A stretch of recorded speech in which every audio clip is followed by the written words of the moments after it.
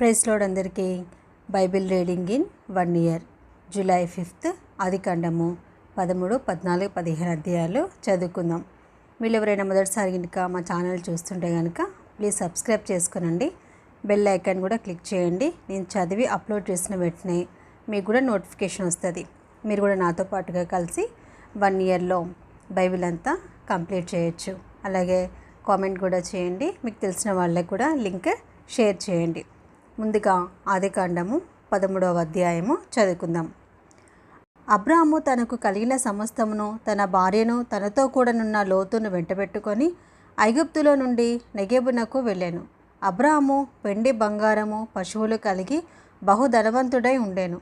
అతడు ప్రయాణం చేయొచ్చు దక్షిణ దేశం నుండి బేతేలు వరకు, అనగా బేతేలుకును హాయికిని మధ్య తన గుడారము మొదట ఉండిన స్థలము వరకు వెళ్ళి తాను మొదట బలి పీఠమును కట్టిన చోట చేరెను. అక్కడ అబ్రాము యెహోవా నామమున ప్రార్థన చేశాను. అబ్రాముతో కూడా వెళ్ళిన లోతుకును గొర్రెలు గొడ్లు గుడారములో ఉండెను కనుక వారు కలిసి నివసించుటకు ఆ ప్రదేశము చాలకపోయాను. ఎందుకనగా వారి ఆస్తి వారు కలిసి నివసించలేనంత విస్తారమై ఉండెను. అప్పుడు అబ్రాము పశువుల కాపర్లకును లోతు పశువుల కాపర్లకును కలహము పుట్టెను. ఆ కాలమందు కనానీయులు పెరిజీయులు ఆ దేశంలో కాపురం ఉండేది. కాబట్టి అబ్రాము, మనము బంధువులము కనుక నాకు నీకును నా పశువుల కాపరులకు నీ పశువుల కాపరులకును కలహముండరాదు. ఈ దేశమంతయు నీ ఎదుట ఉన్నది కదా, దయచేసి నన్ను విడిచి వేరుగా ఉండుము. నీవు ఎడమ తట్టునకు వెళ్ళిన ఎడల నేను కుడి తట్టునకును, నీవు కుడి తట్టునకు వెళ్ళినడలా నేను ఎడమ తట్టునకును వెళ్ళుదునని లోతుతో చెప్పగా, లోతు తన కన్నులెత్తి యొర్దాను ప్రాంతం అంతటినీ చూచెను. యెహోవా సొదొమ గొమొర్ర అను పట్టణములను నాశనం చేయక మునుపు సోయరుకు వచ్చే వరకు అదంతయు యెహోవా తోట వలెను ఐగుప్తు దేశము వలెను నీళ్లుపారు దేశమై ఉండెను. కాబట్టి లోతు తనకు యొర్దాను ప్రాంతం అంతటిని ఏర్పరచుకొని తూర్పుగా ప్రయాణం చేశాను. అట్లు వారు ఒకరినొకరు వేరైపోయేరి. అబ్రాహాము కనానులో నివసించెను. లోతు ఆ మైదానమందున్న పట్టణముల ప్రదేశములలో కాపురం ఉండి సొదొమ దగ్గర తన గుడారము వేసుకొనెను. సొదొమ మనుషులు దుష్టులను, యెహోవా దృష్టికి బహు పాపులునై ఉండిరి. లోతు అబ్రాహామును విడిచిపోయిన తర్వాత యెహోవా, ఇదిగో నీ కన్నులెత్తి నీ ఉన్న చోట నుండి ఉత్తరపు తట్టు, దక్షిణపు తట్టు, తూర్పు తట్టు, పడమర తట్టును చూడుము. ఎందుకనగా నీవు చూచుచున్న ఈ దేశం అంతటికి నీకును నీ సంతానమునకును సదాకాలం ఇచ్చేదెను. మరియు నీ సంతానమును భూమి మీద నుండు రేణువుల వలె విస్తరింప చేసేదెను. ఎట్లనగా ఒకడు భూమి మీద నుండు రేణువులను లెక్కింపగలిగినడలా నీ సంతానమును కూడా లెక్కింపవచ్చును. నీవు లేచి ఈ దేశం యొక్క పొడుగున వెడల్పున దానిలో సంచరించుము, అది నీకిచ్చేదనని అబ్రాహాముతో చెప్పాను. అప్పుడు అబ్రాహాము తన గుడారము తీసి హెబ్రోనులోని మమ్రే దగ్గరనున్న సింధూర వృక్షవనంలో దిగి అక్కడ యెహోవాకు బలిపీఠంను కట్టెను. ఆదికాండము 14వ అధ్యాయము. షీనారు రాజైన అమ్రాపేలు, ఎల్లాసరు రాజైన అర్యోకు, ఏలాము రాజైన కదొర్లాయోమెరు, గోయుల రాజైన తీదాలు అనువారి దినములలో వారు సొదొమ రాజైన బెరాతోను, గోమొర రాజైన బిర్షాతోను, అద్మా రాజైన షీనాబుతోను, సెబోయియుల రాజైన షెమెబెరుతోను, సోయరును బెలరాజుతోనూ యుద్ధము చేసిరి. వీరందరూ ఉప్పు సముద్రమైన సిద్దీము లోయలో ఏకముగా కూడి 12 సంవత్సరములు కదొర్లాయోమెరుకు లోబడి 13వ సంవత్సరమున తిరుగుబాటు చేసిరి. 14వ సంవత్సరమున కదొర్లాయోమెరును అతనితో కూడనున్న రాజులను వచ్చి అష్తారోతు, కర్నాయిములో రెఫాయీయులను, హాములో జూజీలను, షావే కిర్యతాయిము మైదానంలో ఏమీయులను కొట్టిరి. మరియు హోరీలును అరణ్యము దగ్గరనున్న ఎల్పారాను వరకు తరిమి షేయరు పర్వత ప్రదేశంలో వారిని కొట్టిన తర్వాత తిరిగి కాదేషను ఎన్మిష్పతునకు వచ్చి అమాలేకీల దేశమంతటిని హససోన్ తామోరులో కాపురమున్న అమోరీలను కూడా కొట్టిరి. అప్పుడు సొదొమ రాజును, గోమొర రాజును, అద్మా రాజును, సెబోయిము రాజును, సోయరును బెలరాజును బయలుదేరి సిద్దీము లోయలో వారితో, అనగా ఏలాము రాజైన కదొర్లాయోమెరు, గోయియుల రాజైన తీదాలు, షీనారు రాజైన అమ్రాపేలు, ఎల్లాసరు రాజైన అర్యోకు అను నలుగురితో ఆ 5 రాజులు యుద్ధం చేసిరి. ఆ సిద్దీము లోయలో విస్తారమైన మట్టికీలు గుంటలు ఉండెను. సొదొమ గొమొర్రాల రాజులు పారిపోయి వాటిలో పడిరి.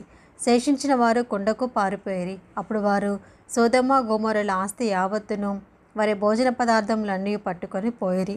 మరియు అబ్రాము సహోదరుని కుమారుడైన లోతు సొదొమలో కాపురం ఉండెను కనుక అతనిని అతని ఆస్తిని పట్టుకొని పోగా తప్పించుకొనిన ఒకడు వచ్చి హెబ్రీయుడైన అబ్రామునకు ఆ సంగతి తెలిపెను. అప్పుడతడు ఎష్కోలు సహోదరుడును ఆనేరు సహోదరుడునైన మమ్రే అను అమోరీయుని ఏలోను వనములో కాపురం ఉండెను. వీరు అబ్రాముతో నిబంధన చేసుకొనిన వారు.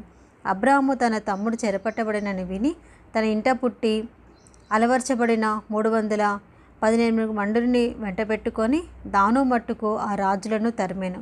రాత్రివేళ అతడును అతని దాసులను వారికి ఎదురుగా మొనలు తీర్చి వారిని కొట్టి దమస్కునకు ఎడమ తట్టుననున్న హోబా మట్టుకు తరిమి ఆస్తి యావత్తు తిరిగి తెచ్చి తన తమ్ముడైన లోతును అతని ఆస్తిని స్త్రీలను ప్రజలను తిరిగి తీసుకొని వచ్చాను.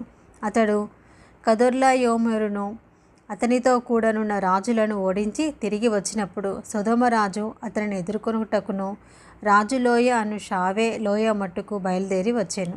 మరియు షాలేము రాజైన మెల్కీసెదెకు రొట్టెను ద్రాక్షారసము తీసుకొని వచ్చాను. అప్పుడు సర్వోన్నతుడగు దేవునికి యాజకుడు అప్పుడతడు అబ్రామును ఆశీర్వదించి ఆకాశమునకు భూమికిని సృష్టికర్తయును సర్వోన్నతుడైన దేవుని వలన అబ్రాము ఆశీర్వదింపబడునుగాక అనియు నీ శత్రువులను నీ చేతికి అప్పగించిన సర్వోన్నతుడగు దేవుడు స్తుతింపబడునుగాక అనియు చెప్పాను. అప్పుడతడు అన్నిటిలో ఇతనికి 10వ వంతు ఇచ్చాను. సొదొమ రాజు మనుషులను నాకిచ్చి ఆస్తిని నీవే తీసుకొనుమని అబ్రాముతో చెప్పగా అబ్రాము నేనే అబ్రామును ధనవంతునిగా చేసిద్రని నీవు చెప్పకుండానట్లు ఒక నూలు పోగైనను చెప్పుల వారైనను నీ వాటిలో ఏదైనాను తీసుకునని ఆకాశమునకు భూమికిని సృష్టికర్తయును సర్వోన్నతుడను దేవుడనైన యెహోవా ఎదుట నా చేయి ఎత్తి ప్రమాణం చేసి ఉన్నాను. అయితే ఈ పడుచువారు భుజించినది తప్ప నాతో కూడా వచ్చిన ఆనేరు ఎష్కోలు మమ్రే అను వారికి ఏ ఏ భాగములు రావలెనో ఆయా భాగములు మాత్రము వారిని తీసుకొనిమ్మని సొదొమ రాజుతో చెప్పాను. ఆదికాండము 15వ అధ్యాయము. ఇవి జరిగిన తర్వాత యెహోవా వాక్యము అబ్రామునకు దర్శనమందు వచ్చి అబ్రామా భయపడకుము, నేను నీకు కేడెము, నీ బహుమానం అత్యధికమగునని చెప్పాను. అందుకు అబ్రాము ప్రభువైన యెహోవా నాకేమిచ్చిననేమి, నేను సంతానం లేని వాడనే పోచున్నానే, దమస్కు ఎలియాజరే నా ఇంటి ఆస్తి కత్తి అగును కదా. మరియు అబ్రాము ఇదిగో నీవు నాకు సంతానం ఇయ్యలేదు కనుక నా పరివారంలో ఒకడు నాకు వారసుడగునని చెప్పగా యెహోవా వాక్యము అతని యొద్దకు వచ్చి ఇతడు నీకు వారసుడు కాడు, నీ గర్భవాసమున పుట్టబోచున్నవాడు నీకు వారసుడగునని చెప్పాను. మరియు ఆయన వెలుపలికి అతన్ని తీసుకొని వచ్చి నీవు ఆకాశం వైపు తేరి చూచి నక్షత్రములను లెక్కించుటకు నీ చేతనైతే లెక్కించుమని చెప్పి నీ సంతానము అలాగవునని చెప్పాను. అతడు యెహోవాను నమ్మాను, అది అతనికి నీతిగా ఎంచెను. మరియు ఆయన నీవు ఈ దేశమును స్వతంత్రించుకున్నట్లు దానిని నీకిచ్చుటకు కల్దీల ఊరని పట్టణంలో నుండి నిన్ను యువతలకు తీసుకొని వచ్చిన యెహోవాను నేనే అని చెప్పినప్పుడు అతడు ప్రభు అయిన యెహోవా నేను దీన్ని స్వాతంత్రించుకొనేదని నాకెట్లు తెలియననగా ఆయన 3 ఏండ్ల పెయ్యను 3 ఏండ్ల మేకను 3 ఏండ్ల పొట్టేలును ఒక తెల్ల గువ్వను ఒక పావురపు పిల్లను నా ఎద్దకు తెమ్మని అతనితో చెప్పాను.